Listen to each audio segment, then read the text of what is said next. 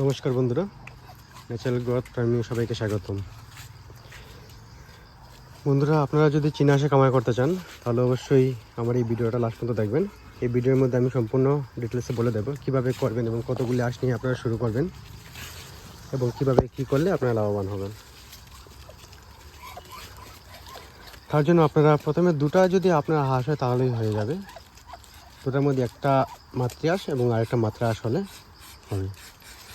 কেননা যখন দুটা দিয়ে আপনারা শুরু করবেন, হাঁসের বয়স যখন 6 মাস থেকে 7 মাস হয়ে যাবে তখন অবশ্যই ডিম দেবে। ডিম যদি আপনারা 15 থেকে 20টা অবশ্যই দেবে। 15টা থেকে যদি 20টা আপনারা দেয়, তার মধ্যে যদি 12টা বাচ্চাও হয়, সেই 12টা বাচ্চার থেকে যদি আপনারা যখন আবার বড় করবেন, সেই 12টা থেকে দেখবেন অনেকগুলো হয়ে যাবে এবং আপনার খামার সম্পূর্ণ হয়ে যাবে। এই জন্যই চীনা হাঁসটা খুব লাভজনক, কেননা অনেক কম পুঁজিতে আপনার সেই চীনা হাঁসের খামারটা আপনারা করতে পারবেন। এবং চীনা হাঁসের খামারে খাবার খরচ খুব কম লাগে, কেননা ওরা খুব কম খায়। অন্য হাঁসে যদি 400 গ্রাম খায়, ওরা 200 গ্রাম খাবে, অর্ধেক লাগবে। তো বন্ধুরা, আজকের জন্য এই পর্যন্তই।